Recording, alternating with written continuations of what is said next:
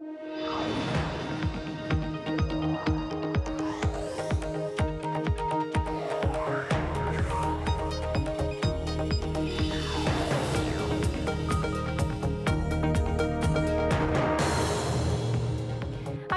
San Francisco, and this is Bloomberg Technology. Coming up in the next hour, while Bitcoin has fallen off the radar for many market watchers, demand is picking back up after a modest market bounce. We'll tell you why. Plus, Walmart reports its best holiday quarter in at least a decade, and its e-commerce business once again a standout. We'll check in on the health of the retailer and the outlook for Flipkart. And YouTube announces new guidelines for users with one-time warnings. Will the rules be enough to avoid intervention from regulators? But first, to our top story. Is Bitcoin back? The cryptocurrency is approaching $4,000 for the first time since the start of the year. The delayed boost comes after last week's announcement that JP Morgan has developed a prototype digital coin that it plans to use to speed up payments between corporate customers. But will the boost last? To discuss, we're joined by Spencer Bogart, partner at Blockchain Capital. Also with us in New York, we've got Mike McGlone of Bloomberg Intelligence. So, Mike, I'll start with you because I think I know what Spencer's going to say. Is Bitcoin back? Oh, in the short term. In the longer term, probably not. It's been way overdue for some form of bear market bounce. It's still working off the bear market oversold condition. But if you look at the major indicators I like to watch, NBT ratio, transactions, volatility, all these things that generally have been synonymous with bottoms in the past, they show that the market's still way far away from a typical bottom you'd normally see. Spencer, I presume you'd like to disagree. Well, listen, Bitcoin never left. It's always been here. So is it back? It's definitely back. Are we ready to see a new all-time highs? Probably not yet. I still feel like there's a few more regulatory shoes to drop. But for now, I mean, the entrepreneurial activity and the institutional interest in the space has not ceded with the price. Okay, so do you think it's hit bottom? I think now's a very good time to buy. Is it the absolute bottom? I'm not sure. I mean, could be. Mike, what do you think? I mean, has Bitcoin bottomed? I think it's unlikely. It'd be nice if it is a bottom, but I think it's unlikely.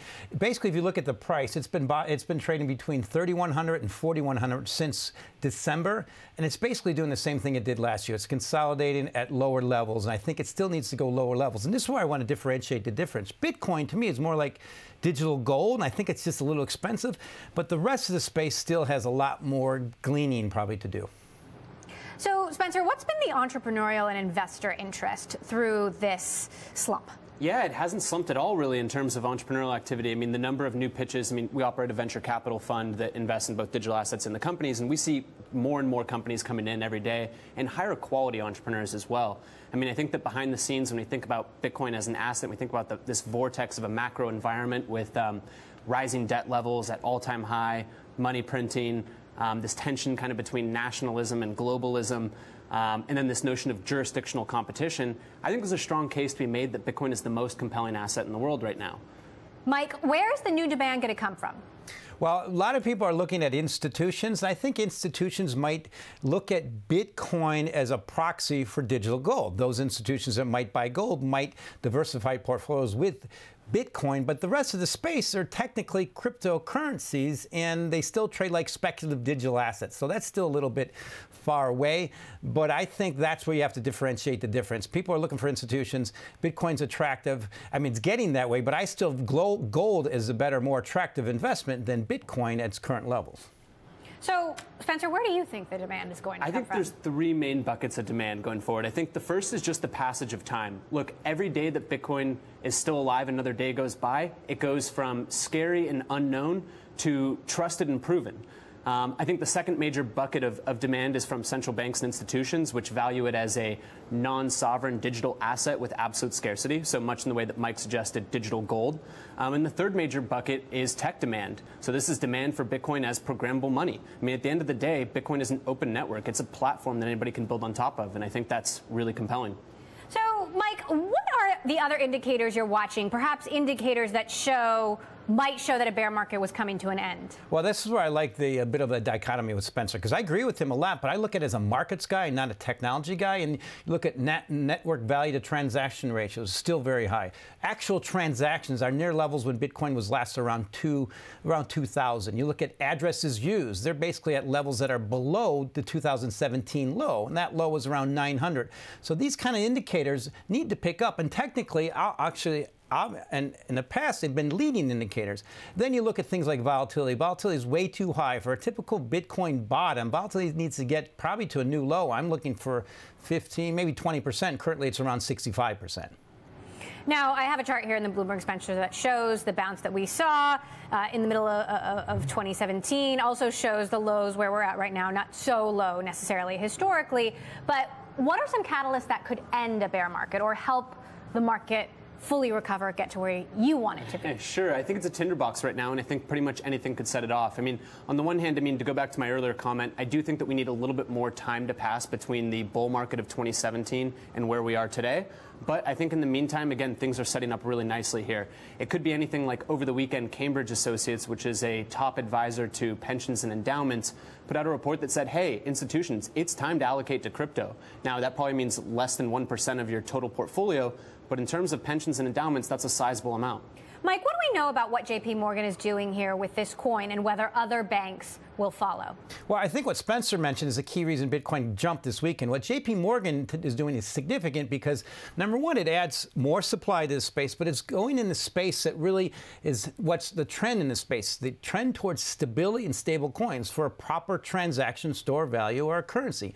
That's what I think JP Morgan's focusing on. It's potentially competition for Ripple, but overall, that's what's happening in the space. And if you look at the most successful coin so far in terms of market cap, it's Tether. Tether's the biggest stable coin. That's what the space needs. As Spencer needs, it needs time, probably needs volatility to decline, and needs to become more stable. Spencer, what are the coins to watch and the coins to stop watching?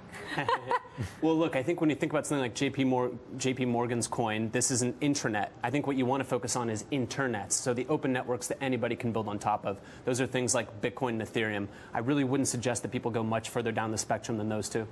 To where? BTC and ETH. That's it. All right. So it's just two. Those are the main that I would focus on for most people Ripple right now. Maybe down the line. Okay. Spencer Bogart, Blockchain Capital Partner. Always great to have you here on the show. Mike McGlone, Bloomberg Intelligence. Thank you as well. All right. Well, the Trump administration's soaring rhetoric last year about creating a space force finally drifted back down to earth Tuesday. Under a new directive signed by President Trump in the White House, the Space Force would be part of the Air Force and not an independent branch of the U.S. military. Trump also directed the Pentagon to stand up a U.S. Space Command, a combat command post for space troops during war, which the military has been working on since last year. And there's a new space-related headline crossing the terminal. Elon Musk's SpaceX and its rival United Launch Alliance will split 6 military space launches as the Pentagon and the Air Force announce results of the latest competition between the U.S.'s national security launch providers. We will continue to follow that story. Coming up, Walmart posted strong sales growth over the holiday quarter as it continues to push into e-commerce, where it now stands in competition with Amazon. That's next. And if you like Bloomberg News, check us out on the radio, listen on the Bloomberg app, Bloomberg.com, and in the U.S. on SiriusXM. This is Bloomberg.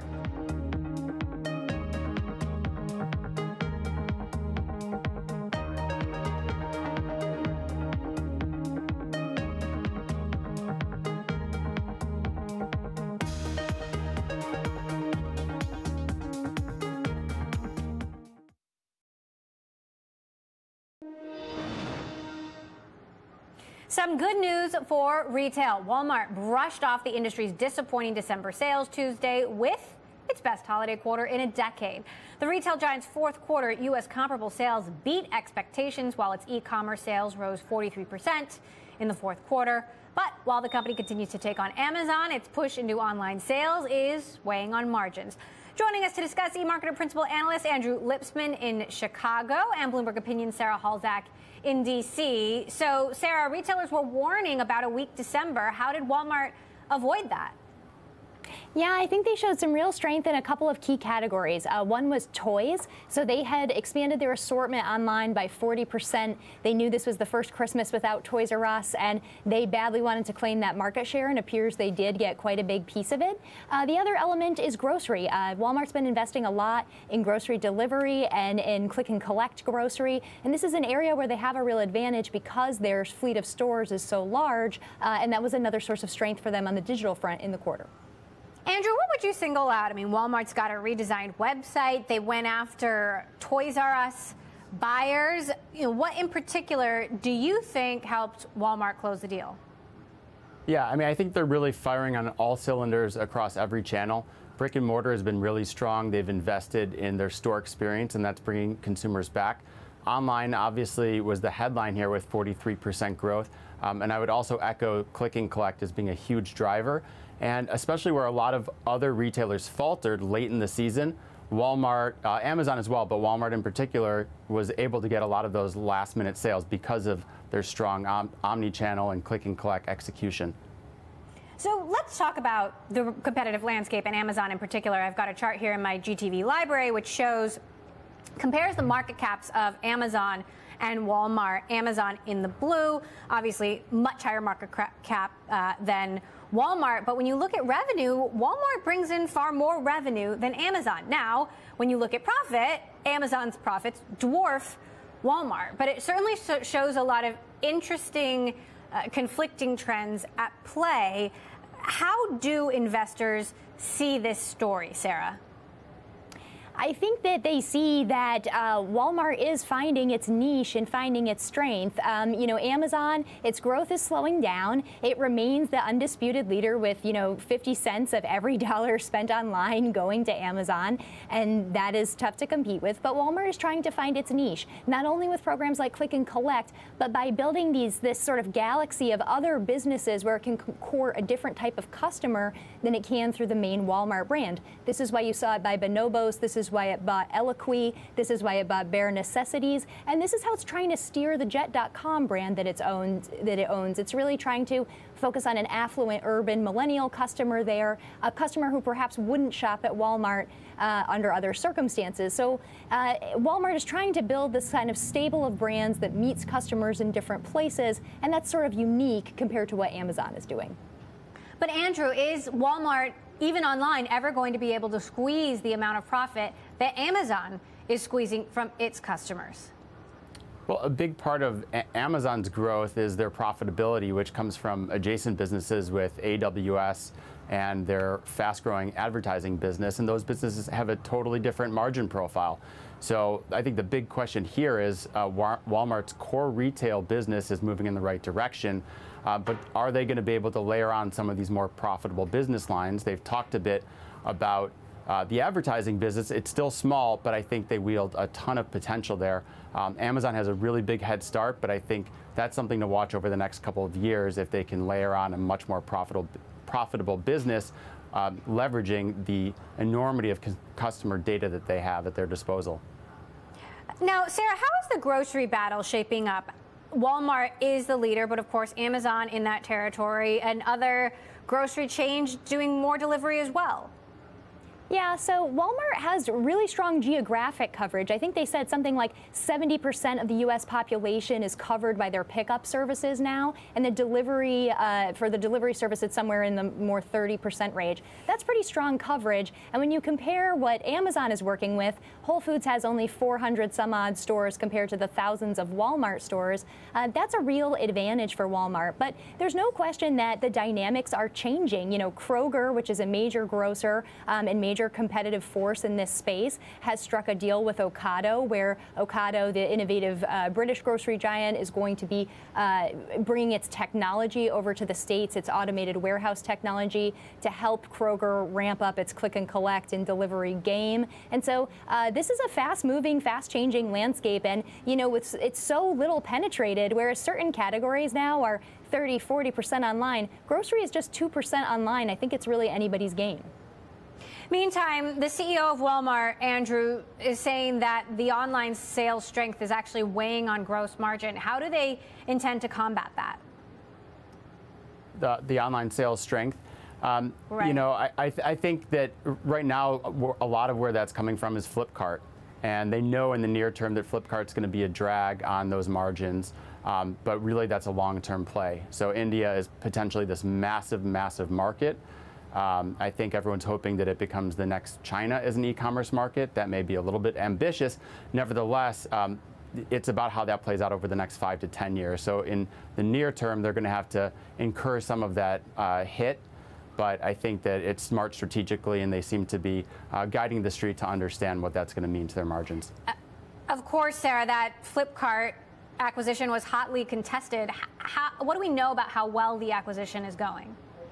So we don't know that much yet. I think what everyone was watching for today was we just learned about these new e-commerce regulations that are going into effect in India, which create some challenges for both Walmart and Amazon as foreign participants in that market. And we did hear CEO Doug McMillon say on the call today that Walmart is disappointed with those regulations and is going to have to figure out how to work within them. But I think it's noteworthy that they did not adjust the guidance, right? They had issued annual guidance in October, and they did not revise that today. So I think that's a clue to us that while they will have some work to do to adapt to these regulations and the challenges they present, they don't perceive them to be catastrophic for their progress on Flipkart. And as was mentioned earlier, Flipkart is really a long-term play, and they're going to be watching how that evolves over a years-long period. All right, Sarah Halsack for us from Bloomberg Opinion, and eMarketer Principal Analyst Andrew Lipsman. Thank you both for weighing in. Coming up, the race for 5G in full swing, and Qualcomm is vying to make sure its chips are at the center of this next-gen tech. We'll discuss next. And Bloomberg Tech is live streaming on Twitter. Check us out at Technology and follow our global breaking news network TikTok on Twitter. This is Bloomberg.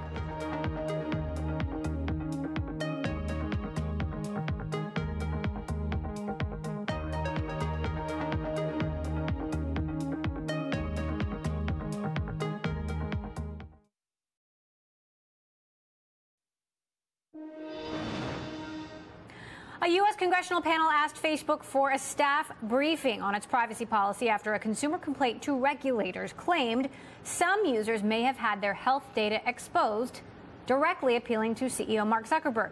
Lawmakers say a consumer complaint to the FTC claims some information shared in a closed Facebook group was accessible to people and companies that shouldn't have been in those groups. Well, as the race to implement 5G technologies continues, Qualcomm is introducing its second chip to connect to this new generation of high-speed data transfers. Qualcomm, facing increasing competition from rivals, is hoping the new chip will help avoid a repeat of what was a disappointing rollout of the previous generation's 4G chips. Here to tell us more, Bloomberg Tech's Ian King, who covers the semiconductor industry. So where did the Qualcomm chip stand? Well, they've already got their second generation of 5G chip coming before 5G is even here. I think that speaks volumes for the rush that they're in. You know, they really, really want these 5G services to come, and to come very quickly. They believe they can win. And, you know, the underlying thing here is if you look at what Qualcomm's done financially, 5 years since the company grew its top line. So how does that stack up to competitors? Competitors, if we're to believe the published roadmaps, are nowhere. Arguably, Intel is the closest competitor, and they're going to have their first 5G chip here in the second half of this year. So think about that. That's their first 5G chip coming along when Qualcomm's second one is already coming along. But all this is dependent upon the rollout of the networks. No networks, doesn't matter how good your chip is, there's no point. When are we expecting those network rollouts? Again, it really does depend on who you talk to. The usual suspects, obviously, in East Asia, Korea, Japan, Singapore, we'll see, you know, rollouts in some of the major cities there usually quickly. A bit of debate in this country as to who's going to be first, whether it's going to be really 5G or not. But we'll see some services in the second half of this year. Meantime, what about customers? I mean, we've reported that Apple is not going to be integrating 5G technology this year. Right. Who knows about next year? Right. Yeah, no, it's a very good question. Obviously, Qualcomm and Apple are very far from best of friends right now. Apple is no longer using Qualcomm chips. Qualcomm sees this as an opportunity to put pressure on Apple to say, all of Apple's competitors, powered by us, have 5G chips. Where's Apple right now? Apple is obviously going to try and rely on the brand and rely upon their existing phone and user base to keep coming back to them. And 5G, when it's ready, it's ready. Meantime, Samsung has their big Unpacked event this week. Is Samsung going to beat Apple to the 5G punch? Yeah, I mean, Samsung is obviously a very tightly connected customer of Qualcomm, so even though we don't know yet, it's safe to assume that they are definitely going to be trying to roll out something ahead of time.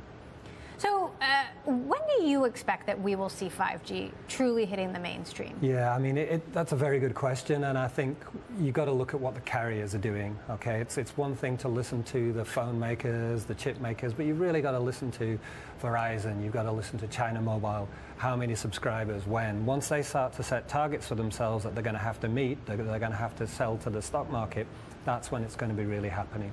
Now, speaking of a company that's not a carrier, but is a phone maker and a network equipment provider, that is Huawei, which of course is in the midst of a huge controversy. You've got the United States government banning Huawei from U.S. networks, European countries considering banning Huawei from their networks. Where does Huawei stand in the 5G race? Yeah, well, I mean, if we were to focus on Europe, which is what the story was about, I mean, that's a very good question, because if you're BT, if you're Orange, if you're Deutsche Telekom, you're reliant upon equipment makers like Huawei, like Ericsson, to do your engineering for you. So if one of your biggest partners, which Huawei has become in Europe, can't work with you anymore, or you're having second thoughts about working with them, that could potentially put you behind the 8 ball here, and it could mean that a lot of these rollouts that are supposedly planned for Europe might take longer or might cost more.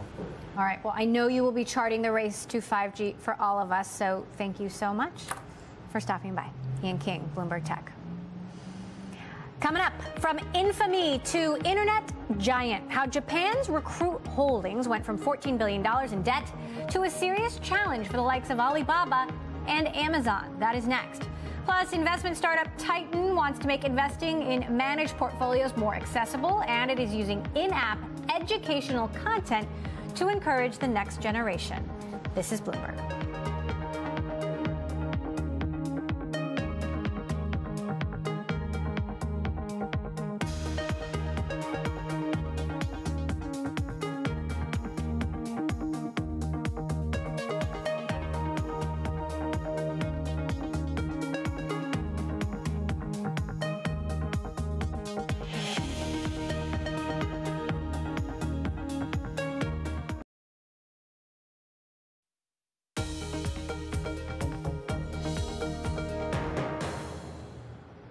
This is Bloomberg Technology Global Link, where we join Bloomberg Daybreak Australia to bring you the latest in global tech news. I'm Emily Chang in San Francisco with Heidi Stroud-Watts in Sydney and Sherry An in New York. I want to get a look at the top global tech stories of the day to start.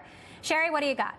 Emily, China has largely abandoned an Obama-era hacking truce. Chinese cyber attacks appear to be in decline following the 2015 deal, but have ramped up as President Trump embarked on a trade war with Beijing. That's according to a new report by cybersecurity firm CrowdStrike. China's hacking targets in 2018 included telecommunication systems in the U.S. and Asia. NetEase is looking to buy Amazon's Chinese import business. The reported deal, which was initiated by NetEase's Kaola e-commerce platform, may be completed via a share swap. That's according to business magazine Caijing. Kaola is an e-commerce leader in selling imported goods in China. And JD.com is planning to cut 10% of its senior managers. These cuts, targeted at the VP level and above, come as the company grapples with slowing customer spending. JD is projected to have 20% revenue growth in the December quarter, its slowest rise on record. And those are the top global tech stories we're watching. Emily. Thank you, Sherry. Well, imagine an internet company that owns tech comparable to the following: LinkedIn, Yelp, eHarmony, Zillow, and more. Chances are, if there was an American company with assets like that under one roof, you'd know its name.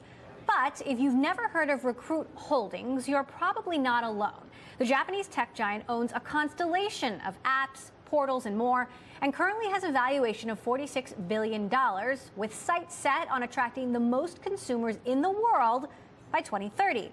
To discuss, we are joined by Sandra Sucher, a professor at Harvard Business School who has published a case study on Recruit. She joins us now from Cambridge, Massachusetts. Sandra, thank you so much for being here. So Recruit owns U.S. names like Indeed, Glassdoor, Japan's top dining portal, for example. Give us a little history on this company and how it got to where it is today. So the story about Recruit actually really starts with a scandal. And this is a scandal of massive proportions. The company was founded in 1960, and in around the mid-1980s, its CEO, Hiromasa Ezoe, gave shares of a stock that was about to go public in a subsidiary to about 70 government officials and high-ranking executives. News of the scandal broke in 1988, and it was a sensation. It caused the resignation of the Japanese prime minister and his entire cabinet and brought down about another 150 people with them. It is still recruited in the school books in Japan, and in fact, the first thing that someone says when you say Recruit is they'll say, oh, the scandal. So this is how the company had a coming-of-age moment that was unlike that of most other companies. And so I think the first thing you should know about Recruit is that it has been trusted, it's lost trust, and it's learned how to regain trust. And Sandra, even in 2019, you continue to hear about these governance issues, transparency issues in Japan Inc. So I'm wondering how they managed to stage that turnaround and get past what sounds like was pretty much an existential crisis for the company. Yeah, so what happened was the employees actually thought the company had about 6 months of life after the scandal broke, but they decided that if anybody was going to save the company, it was going to be them. So they went to all of their customers and they basically told their customers, look, our founder did this, we weren't involved, we will continue to try to serve you the way we have in the past. And they were very convincing. They were very convinced that they could still run a good business, and they lost very, very few customers. So that was the beginning of a sense of belief in themselves. They then went through a period of enormous debt when the Japanese asset bubble broke. And they also managed to pay that off, actually as recently as 2006. So this is a company that has learned that on the one hand, it can really do bad things, but it can really be humble and curious and extremely confident in its ability to handle difficult situations. And that's the spirit that they bring to everything that they do now. So then what is the strategy today? They also own a real estate portal. They're providing direct loans to businesses based on daily traffic. How does this all fit together? Well, they have 3 segments in their business. One is just their all of their IT businesses that are very, very involved with artificial intelligence and matching platforms for jobs. Then they've got one that is in the middle, which is where those businesses would be. And those are really, they call it their ribbon model.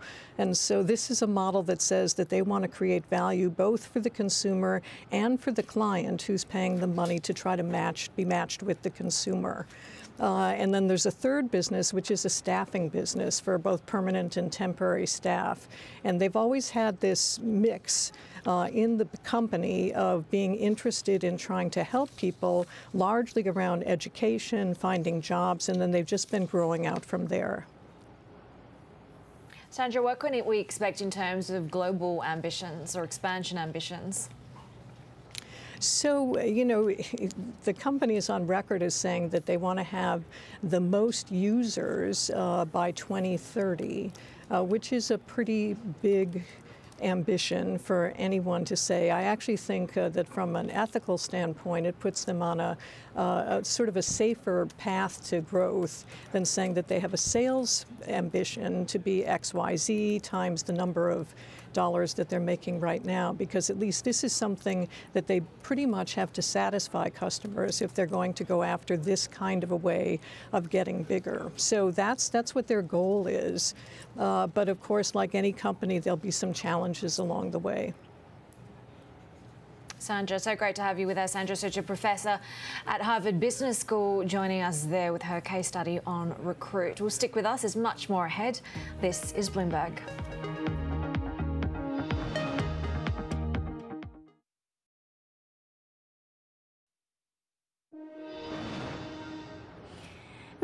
portfolios and hedge funds have traditionally been limited to wealthy investors with hefty fees. Investment startup Titan wants to change that. Titan chooses the best 20 stocks based on data from the most prestigious hedge funds, allowing anyone to invest for just a 1% fee. And at just 1 year old, it has raised $2.5 million in funding from backers including Joe Montana and Y Combinator co-founder Paul Graham. Now it wants to get millennials into the game with the launch of a new social feed. Joining us to discuss, Titan co-CEO Clayton Gardner. Clayton, thank you so much for joining us. So first of all, explain what differentiates Titan from other investing apps and options out there. Absolutely. Thank you for having me. So Titan actively manages your capital in a portfolio of stocks at an affordable price. And importantly, our research team works behind the scenes to help deliver insights through in-app video, deep dives, and other tools. And so if you think about the investing landscape today, you have do-it-yourself trading apps that essentially leave the user to fend for themselves. You have set-it-and-forget-it passive solutions, which essentially set-it-and-forget-it passive solutions essentially force the investor, they divorce the investor from the end portfolio, where the investor is not actually learning. And then in the middle, you have managed products like hedge funds, which again, traditionally have high fees and high minimums, and that makes them inaccessible for most investors. So in a nutshell, you can think of Titan as the modern portfolio manager in your pocket at an affordable price that keeps you in the loop on what's actually driving your portfolio. What kind of customers are you targeting? Our target customer today is a mid-career professional, someone that wants to actively participate in markets, but doesn't necessarily have the experience, time, or resources to do so. So these are investors that don't want to manage a portfolio themselves in a brokerage, but also don't want to be divorced from a portfolio and sit on the sidelines in a low-cost index fund or ETF. Now, talk to us about some of the newer features and what you think really sets you apart from some of the other options out there. Well, I think today's announcement of our home feed is an exciting step forward. I think the way we think about the investing world is people need to be better connected with how they're actually invested.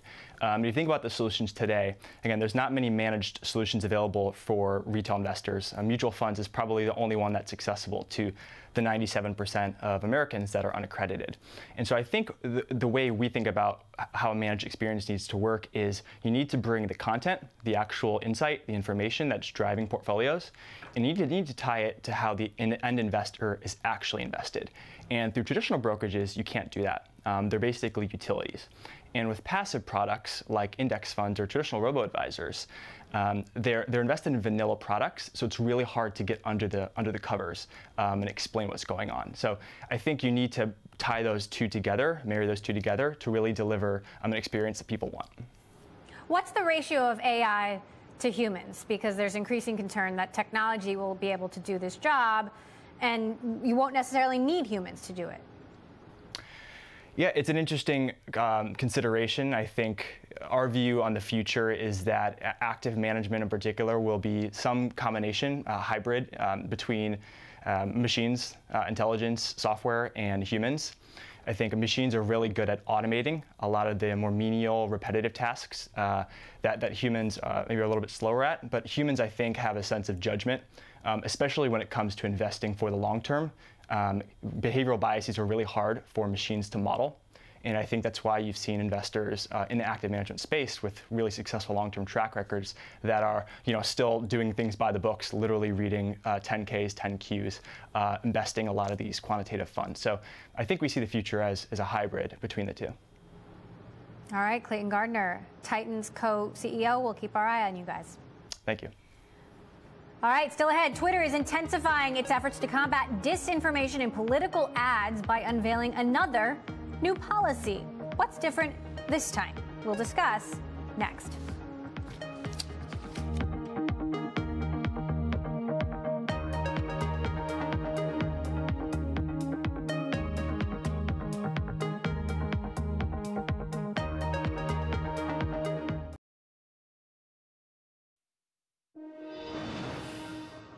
Tesla's revenue ramped up last year as the company resolved Model 3 production problems. The electric car maker saw U.S. revenue more than double in 2018 from a year earlier, while the Netherlands became the company's #3 market worldwide. China, meantime, saw sales drop Tesla began shipping Model 3s to Europe and China this month. Well, Twitter is taking steps to keep Russia and other groups from meddling with European Union elections in May. It plans on introducing extra checks and will publish more information around political ads in Europe.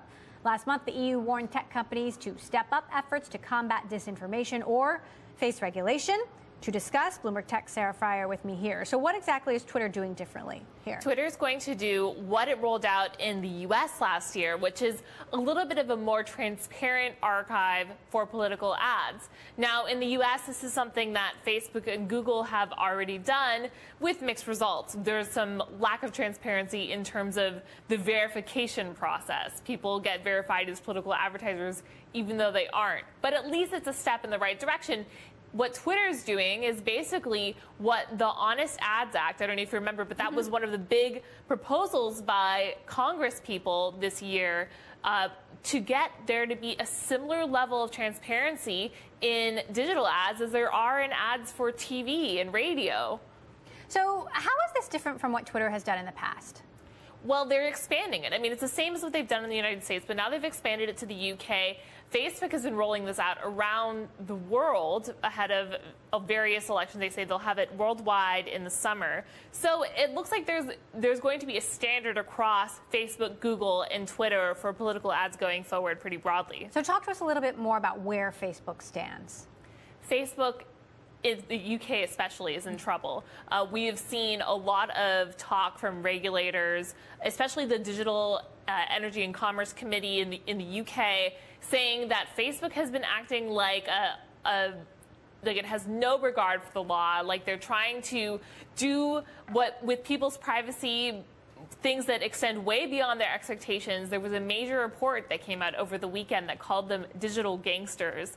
So there's some serious reckoning happening there. And then you also have a possible fine coming from the FTC that could run into the billions. You have German regulators cracking down as well. Facebook's in regulatory hot water around the world, and moves like this on the part of Facebook, on the part of Google, and on the part of Twitter can really help them stave off even more criticism than what they're already getting.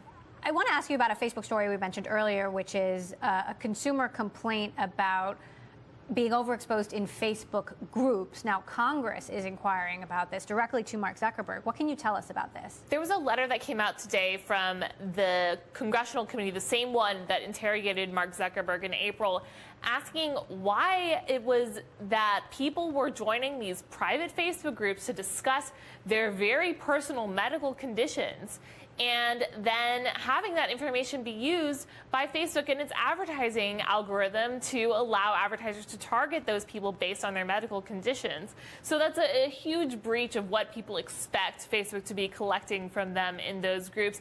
And it goes to what I was arguing a couple weeks ago, that we think about privacy in terms of Facebook giving information to others, but what we really need to be thinking about is the information that Facebook itself collects about us and the ways we do it that are sort of beyond what we would expect. In a private group, you expect that Facebook isn't really keeping track of the fact that you're talking about a very private disease. Right. There's a difference between what people expect and what Facebook actually does, and what Facebook may tell you in some long and confusing terms of service that it does. Right. I mean, is this something that is okay according to Facebook's terms of service? Well, they're tracking all your activity on Facebook. Even if you scroll through your feed and spend a little bit more time on one post than you do in a different post, even if you don't click a like on it, even if you don't share it, they're still looking at your behavior and trying to glean information from it in their algorithm. So I think that it does really go beyond what people expect. Facebook they have the ability to follow you around websites that they don't own, apps that they don't own. And so all of this serves to enhance their advertising algorithm. And some of it may not be necessarily Facebook employees knowing these things about you, but certainly it feeds into the system that then can target you with an ad that serves medicine based on that group that you joined. What does Congress want to know from Mark Zuckerberg? Well, they're demanding a hearing. They want Facebook to come and explain what happened here and how this worked, and whether that problem has been closed, or that loophole's been closed. And so we haven't heard a response from Facebook on this today, but it's just another example of this drumbeat that we're going to continue to hear this year of regulators calling out Facebook for going beyond consumer expectations and how they administer their product. All right, Sarah Fryer, thank you so much for that update. It's one we'll continue to follow for sure. Well, Twitter isn't the only platform changing up its policies. Starting February 25th, YouTube channels will get one-time warnings the first time they post content that, quote, crosses the line, with no penalties except for removal of that content. For more, I want to bring in Bloomberg's Lucas Shaw. So how exactly are the policies, Lucas, changing here? That warning at first is something new. It used to be that your first mistake and you would get a first strike, which would penalize you in some way, often with a ban on live streaming. Now, because creators have complained that the community guidelines are unclear, they'll get a one-time warning that allows them to kind of figure it out. Now, that's good news for the creators who are upset about it. It doesn't solve the kind of big picture problem, which is that the guidelines on YouTube have never made a ton of sense to all of its creators, and they seem to be applied somewhat capriciously. Now, YouTube is saying with these new guidelines, however, they're going to make a better effort to be more transparent and give users information when they actually pull content down.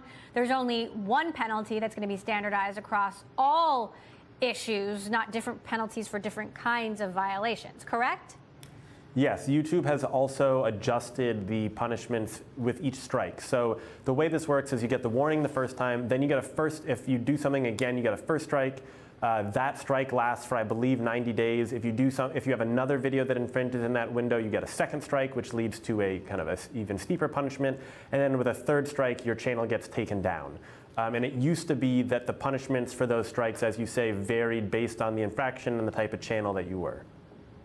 Now, YouTube's already been making some changes to the algorithm to reduce the recommendation of things like conspiracy theories, for example, which range from everything from the Earth is flat to, 9/11 conspiracy theories to, the Parkland students were crisis actors. How is that actually impacting engagement on the platform? In engagement across the platform, I haven't seen a dramatic change. What it does is it tends to impact individual creators or pockets of creators because YouTube just has to ingest so much video every second. And most of that is still handled with algorithms. They will dedicate human resources to kind of fixate on certain problems that are causing them headaches at that moment. But by and large, things are still handled by computers. And so you will see the algorithms within YouTube flag certain types of videos more often. And all of a sudden, somebody who previously had all these videos that were getting ads and making money get shut off. And then they complain. And then YouTube 6 months later makes a change to affect that, not realizing that their new change is going to affect a different type of video on the platform. And so it's this whack-a-mole that happens where YouTube is always having to solve a problem from behind. And because it's such a large company and there's so much video, it tends to take so long to implement these problems that they kind of solve a problem from 6 or 9 months ago. Who are the main targets here? I mean, they have super prominent YouTube stars like Logan Paul, who violated policy by posting a video of someone's suicide, or PewDiePie, who's violated policy by making anti-Semitic and racist comments. Are those the problems, or is it other less prominent users? I think YouTube is definitely guarding against those high-profile problems. They also want to look after the smaller creators and find kind of all sorts of inappropriate videos. YouTube as a company doesn't want that on their site. It just makes them look bad, and it certainly doesn't please advertisers. But I think mostly they're trying to come up with a policy that is consistent, that will mitigate the complaints of their creators and make it look as if they have a system that is more equitable and more reasonable, and to use their own word, more transparent. All right, Bloomberg's Lucas Shaw for us in LA. Thank you for bringing us those updates. We'll watch to see how it impacts the platform. And that does it for this edition of Bloomberg Technology. Tune into this Wednesday show. We're going to be talking about the new models and news coming out of the Samsung Unpacked event. And we are, of course, live streaming on Twitter. You can check us out at Technology and follow our global breaking news network, TikTok, on Twitter. This is Bloomberg.